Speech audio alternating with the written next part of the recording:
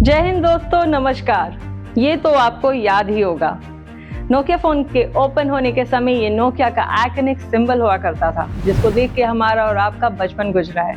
एक समय था जब नोकिया दुनिया के मोबाइल मार्केट में अपनी मोनोपोली रखता था।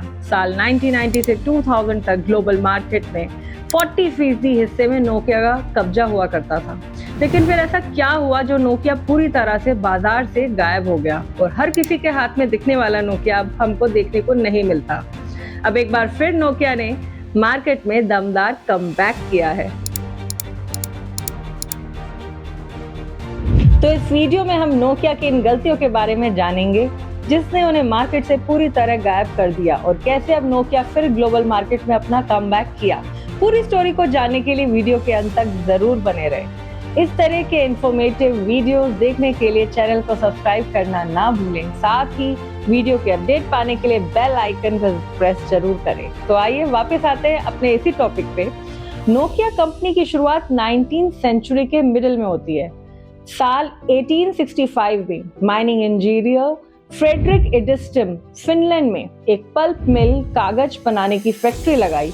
उनके इस फैक्ट्री के सक्सेस होने के बाद दूसरी मिल नोकियन विटा नदी के पास लगाई, जहां से इसका नाम नोकिया पड़ा। इसके साथ ही उनके पेपर की डिमांड फिनलैंड के आसपास के देशों में तेजी से बढ़ने लगी, जिसके बाद 1871 में फ्रेडरिक एडिस्टम ने लियो मिशलिन, जो एक राजनेता थे, विजनरी इंसान, के साथ मिलकर अपने बिजनेस को एक जॉइंट स्टॉक कंपनी में बदल दिया, जिसका नाम नोकिया रखा गया। यहीं से नोकिया की शुरुआत हुई। अब तक नोकिया केवल पेपर प्रोडक्शन के काम पर ही ध्यान दे रही थी। अब 19th और 20th सेंचुरी के बीच नोकिया के बिजनेस में एक्सपेंड करना शुरू किया। नोकिया अब पेपर के साथ रबर के सामान जैसे टायर्स और बूट्स बनाने भी शुरू किए। 1920 में फिनिश रबर वर्क्स का मर्ज भी नोकिया के साथ हो गया। इसके बाद नोकिया ने इलेक्ट्रिकल इंडस्ट्री पर कदम रखा और इलेक्ट्रिकल केबल बनाना भी शुरू किया और धीरे धीरे नोकिया ने इस इंडस्ट्री में भी अपना कदम जमा लिया। केबल वर्क्स भी बाद में नोकिया का हिस्सा बन गया। साल 1967 में तीनों ही कंपनी को मर्ज कर दिया गया और इस तरह मॉडर्न नोकिया कॉर्पोरेशन बना। अब नोकिया पेपर और फॉरेस्ट्री प्रोडक्ट्स के अलावा फिनिश रबर वर्क्स और फिनिश केबल वर्क्स का भी काम करने लगा। आगे चलकर नोकिया का ये फैसला उसके इलेक्ट्रॉनिक्स और टेलीकम्युनिकेशन इंडस्ट्रीज में कदम रखने की नींव बनी। 1970 में नोकिया ने इलेक्ट्रॉनिक्स और टेलीकम्युनिकेशन इंडस्ट्रीज पर इन्वेस्ट करना शुरू किया। यहाँ से नोकिया ने डिजिटल स्विचिंग सिस्टम्स और मोबाइल फोन की टेक्नोलॉजी के डेवलप करने के काम शुरू किया। इस तरह अपनी ट्रेडिशनल इंडस्ट्री से इलेक्ट्रॉनिक्स और कम्युनिकेशंस की तरफ नोकिया ने अपना पहला कदम रखा। इसके बाद साल 1987 में नोकिया अपना पहला फोन लॉन्च कर दिया। इसका नाम था नोकिया मोबिरा सिटीमैन। ये फोन नोकिया की सहायक कंपनी मोबिरा द्वारा डेवलप किया गया था। ये नोकिया पहला पोर्टेबल फोन था, जिसे कई लोग ब्रिक फोन कह के भी बुलाते थे, क्योंकि इस वक्त इसका वजन 800 ग्राम हुआ करता था, जो कि आज के स्मार्टफोन से कई गुना ज्यादा है। इस वक्त इस फोन में एनालॉग नेटवर्क NMT का यूज भी किया गया था। इसकी बैटरी लाइफ भी बहुत कम हुआ करती थी। कुछ ही घंटों के इस्तेमाल के बाद ये ऑफ हो जाया करता था। इसको चार्ज करने में भी काफी समय लगता था। नोकिया मोबिरा सिटीमैन उस वक्त गॉर्बाचेव फोन के नाम से काफी फेमस हुआ, क्योंकि 1987 में उस समय के सोवियत संघ के नेता मिखाइल गॉर्बाचेव ने इसे सार्वजनिक रूप से इस्तेमाल किया था। ईयर 1992 में नोकिया ने पहला GSM मोबाइल फोन लॉन्च किया, जिसे नोकिया 1011 नाम दिया गया। ये पहला फोन था जिसमें डिजिटल नेटवर्क पर काम किया गया था। इसे स्मार्टफोन की पहले जनरेशन माना जा सकता है। इस समय के हिसाब से काफी हाईटेक फोन था।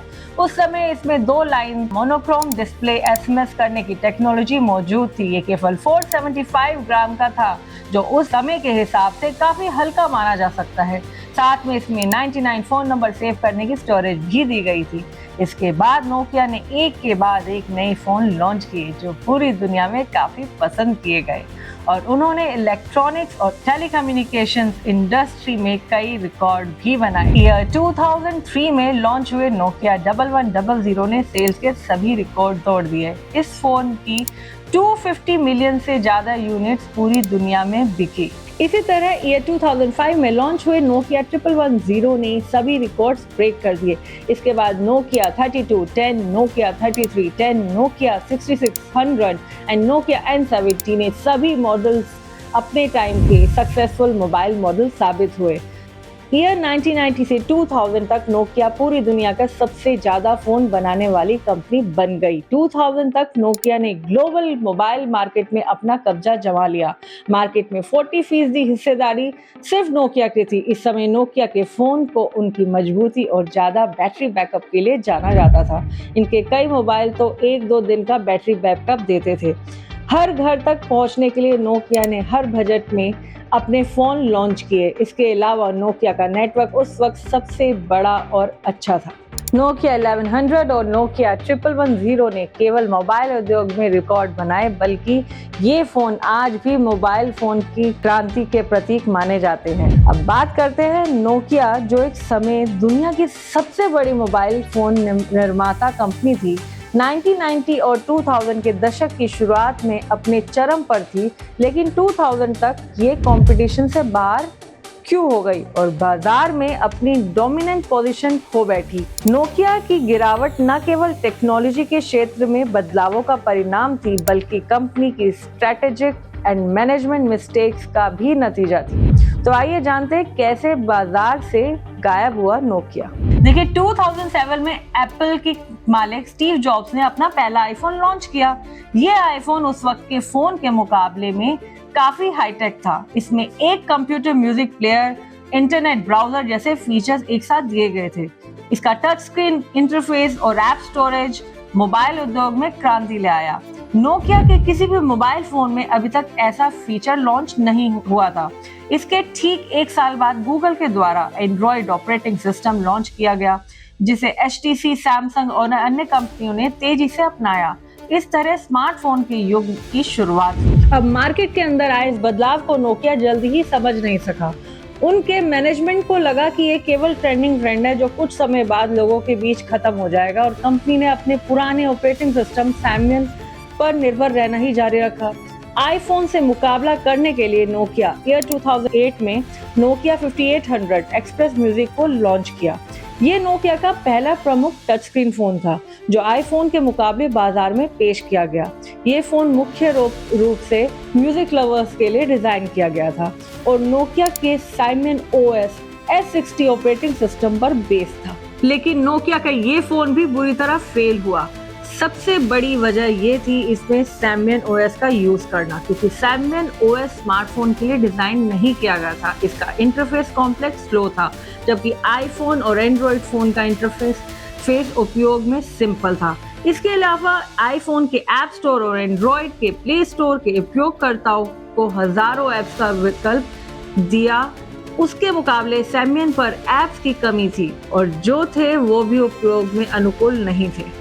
इसका नतीजा हमको 2009 में नोकिया के रेवेन्यू पर देखने को मिला, जो 23% गिरकर 74 बिलियन हो गया, जबकि इसके अगले साल इसका ये रेवेन्यू सिर्फ 57 बिलियन पर आ गया।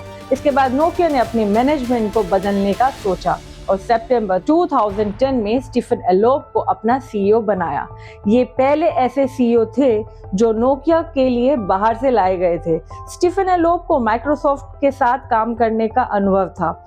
एलोप को कंपनी को एक दिशा देने का और इसे स्मार्टफोन युग में प्रतिस्पर्धी बनाने के लिए लाया गया था। 2011 में एलोप ने एक फेमस मेमो जारी किया जिसमें उन्होंने नोकिया की स्थिति एक तुलना जलते हुए प्लेटफॉर्म से की। इसे बर्निंग प्लेटफॉर्म के नाम से भी याद किया जाता है। इसमें नोकिया की तकनीकी कमजोरी और तत्काल बदलाव की आवश्यकता को स्वीकार किया गया, लेकिन कुछ समय बाद ये मेमो पब्लिक में आ गया और इसका असर कंपनी पर बहुत बुरा पड़ा। शेयर होल्डर्स तेजी से कंपनी छोड़कर भागने लगे और नोकिया के शेयर तेजी से नीचे गिर आए। एलोप ने 2011 में नोकिया और माइक्रोसॉफ्ट के बीच साझेदारी की घोषणा की। इस निर्णय के तहत नोकिया ने अपने सभी स्मार्टफोन्स के लिए विंडोज ई-पेरेंटिंग सिस्टम को अपनाया। नोकिया लूमिया 800 नाम का एक पहला विंडो फोन मार्केट में लॉन्च किया गया ईयर 2012 में। नोकिया लूमिया 920 मार्केट में आया, लेकिन दोनों फोन पूरी तरह से फेल हुए। नोकिया के विंडोज फोन को प्रीमियम डिजाइन और अच्छे कैमरा क्वालिटी के लिए सराहा गया, लेकिन इसका सॉफ्टवेयर अनुभव और सीमित ऐप इन सिक्योरिटी सिस्टम इसे लोकप्रिय नहीं बना सका। विंडोज फोन पर लोकप्रिय ऐप जैसे इंस्टाग्राम, स्नैपचैट उपलब्ध नहीं थे। एप्स डेवलपर्स का पूरा ध्यान एंड्रॉयड और iOS पर था क्योंकि उनके ज्यादातर यूजर्स उसी प्लेटफॉर्म पर थे। क्या ये नोकिया के अंत का समय था? नहीं। नोकिया ने साल 2015 में मैनेजमेंट में बदलाव करते हुए भारतीय मूल के राजीव सूरी को अपना सीईओ बनाया। इनकी लीडरशिप में कंपनी ने टेलीकम्युनिकेशन पर फोकस किया और 5G तकनीक में निवेश करना शुरू किया। ये कदम नोकिया को फिर से एक रेलेवेंट टेक्नोलॉजीज लीडर बनाने में मददगार रहा। नोकिया ने 5G नेटवर्क उपकरणों के निर्माण में बेहतरीन भूमिका निभाई है। कंपनी ने 5G radios, base station, antennas and core network solutions जैसे नेटवर्क उपकरणों की आपूर्ति शुरू की।